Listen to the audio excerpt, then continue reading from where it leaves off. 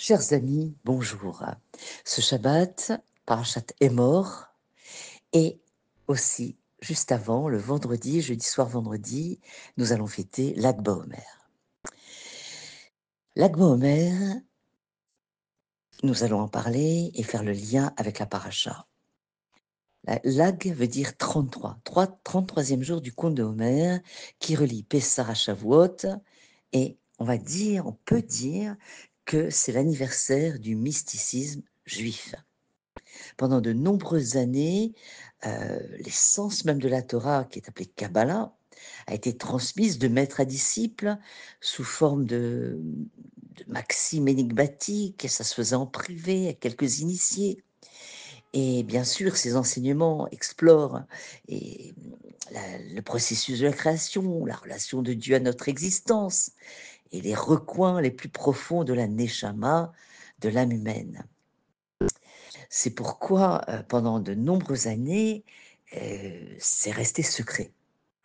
Le premier à diffuser les enseignements de la Kabbale et un plus large groupe de disciples, donc, a été justement Rabbi Shimon, qui a vécu au IIe siècle de notre ère, et il a exposé pendant de longues heures les secrets les plus intimes de la sagesse divine le jour de sa mort, et ce jour-là était l'Ag BaOmer.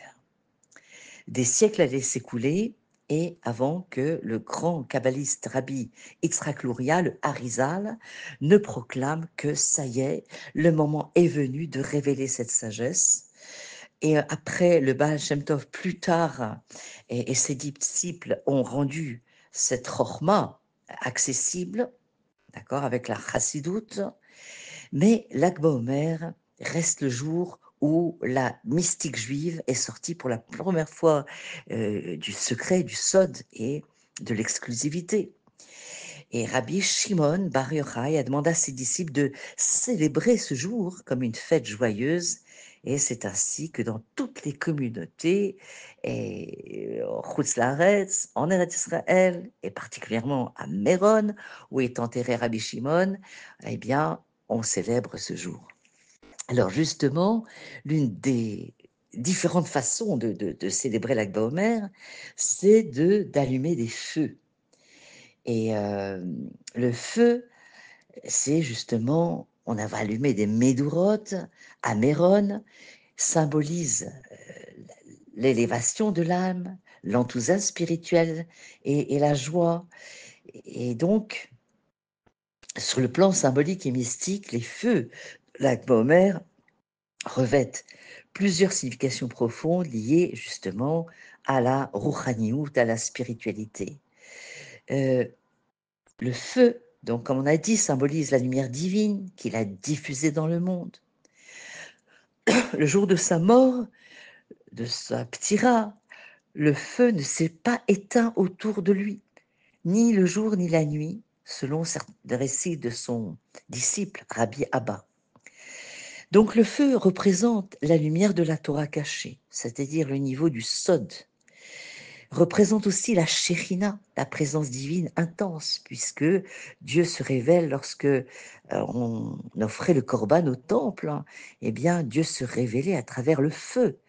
Lorsque les Juifs marchaient dans le désert, la nuit, il y avait une colonne de feu qui les guidait, c'était bien sûr la présence de la Shekhinah. Le feu, c'est aussi l'éveil spirituel et le désir ardent de dvékout, de s'approcher d'Akadosh Baruch Hu. Le feu transforme aussi tout ce qu'il touche. Et donc, la transformation de l'âme par l'étude, la prière et l'amour divin. Et donc, c'est aussi passer du deuil à la joie, car l'Ag BaOmer marque une pause dans la période du deuil dans laquelle nous sommes, puisque l'on sait que 24 000 élèves de Rabbi Akiba sont morts, et à l'Ag BaOmer, cette épidémie s'est arrêtée. Et on dit aussi que dans la Kabbale, le feu symbolise l'union des opposés. Pourquoi? La flamme monte, le combustible descend. Donc c'est un moment où l'on cherche à unifier le peuple juif autour de la lumière commune de la Torah, d'élever les âmes collectivement, c'est-à-dire dans la joie, et bien sûr loin des conflits. Donc Allumer un feu à Lag BaOmer, c'est célébrer la lumière spirituelle révélée par Rabbi Shimon, transformer notre intériorité et s'unir dans la joie sacrée. Et une autre façon de célébrer Lag BaOmer, c'est donc d'emmener les enfants faire des marches sous forme de fanfare. Et d'ailleurs, le rabbi de Lubavitch exprime que c'était très important pour lui de faire ces marches avec les enfants, des tambours, des chants, bien sûr, des chants avec Rabbi Shimon, des chants qui expriment la, la spiritualité que nous inspire Rabbi Shimon. Et aussi, donc le rabbi nous dit que c'est un ancrage de voir les enfants de tous bords, de toutes sortes de kippotes, noires, tricotées, etc. C'est un ancrage justement pour l'union entre les juifs. Il y a aussi une belle coutume, c'est d'emmener aussi les enfants dans les parcs et les champs et jouer avec des arcs et des flèches. Et le rabbi toujours explique que l'arc et les flèches symbolisent la puissance de l'intériorité, celle libérée par l'âme de la Torah. Les premières armes ont été inventées, étaient destinées au combat de corps à corps. Mais on a bientôt voulait créer des armes qui avaient une plus longue portée. Et bientôt, le guerrier, le chasseur ont ressenti le besoin d'une arme capable d'atteindre une cible à grande distance. Bon, aujourd'hui, c'est les missiles balistiques. Et donc, avec un arc et des flèches, la tension d'une branche de bois arqué est exploitée pour propulser un projectile sur de longues distances et traverser les obstacles. Donc, l'inventeur de l'arc a d'abord dû comprendre le paradoxe suivant. La flèche mortelle doit être tirée vers son propre cœur pour atteindre celui de l'adversaire. Et plus elle est tirée vers soi, plus elle peut atteindre un adversaire lointain. Donc le corps extérieur de la Torah est notre outil pour affronter les défis évidents de la vie. Ne tuez pas, ne volez pas, nous enseigne-t-elle. Nourrissez les affamés, sanctifiez vos relations par la sainteté du mariage. Se reposer le Shabbat, ne pas manger d'aliments, ne manger que des aliments cachers, car ainsi on préserve l'ordre que Dieu a institué dans son monde et de développer conformément, de se conformer au but pour lequel ce monde a été créé. Mais tout n'est pas aussi évident que les règles explicites de la Torah. Au-delà se cachent des ambiguïtés de l'intention et du mobile, les subtilités de l'amour et de la crainte, l'interaction de l'ego et de l'engagement, la souillure du mal qui obscurcit les plus saintes entreprises et les étincelles de bonté enfouies dans les recoins les plus sombres de la création. Comment aborder ces défis si éloignés de nos sens et si insaisissables pour notre esprit? C'est là qu'intervient la dimension mystique de la Torah. Elle nous guide vers notre essence profonde, vers le cœur même de notre âme.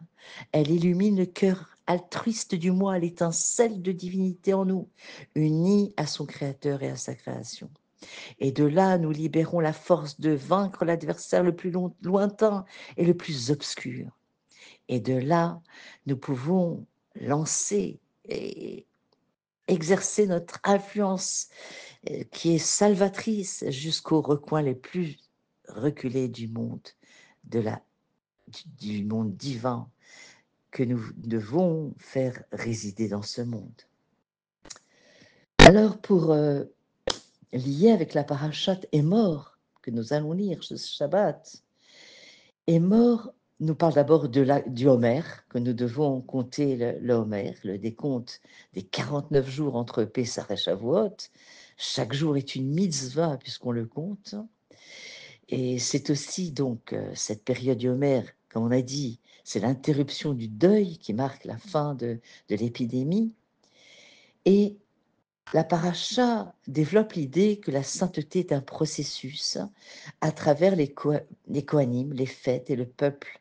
De même, le Homer est une montée spirituelle jour après jour et Lag BaOmer est une halte lumineuse sur ce chemin vers Shavuot et pour recevoir la Torah. Donc c'est écrit, je cite le passouk suivant, tu ordonneras aux enfants d'Israël de prendre pour toi de l'huile pure d'olive concassée pour le luminaire afin d'allumer une lampe perpétuelle. Donc ce verset parle de la lumière dans le sanctuaire allumée chaque jour de manière pure, continue avec soin. Et elle symbolise la présence divine constante, mais aussi la lumière intérieure que chaque juif est appelé à cultiver. Donc à Lag BaOmer, des feux s'allument pour tout le peuple juif, en souvenir de Rabbi Shimon qui a dévoilé cette lumière cachée de la Torah. Et donc ce feu, c'est un désir de se connecter à la profondeur, d'aspirer à une vie pleine de sens, de donner vraiment un sens à sa vie, d'avoir un but pour servir Dieu. Et je finirai par un joli poème que j'ai lu. Dans la nuit paisible, une flamme s'élève. Elle danse sans repos comme un cœur en prière. Ce feu n'est pas de bois, ni de vent, ni de pierre.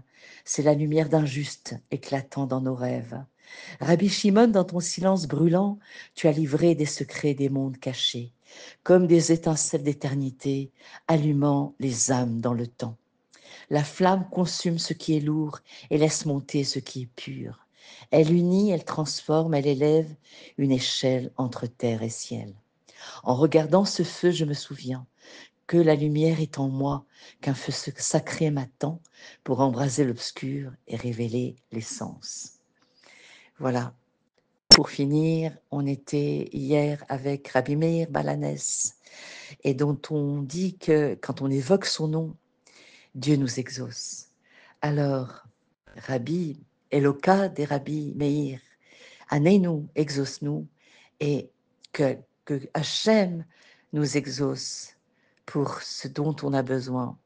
Je vous souhaite Shabbat Shalom, Umevorach.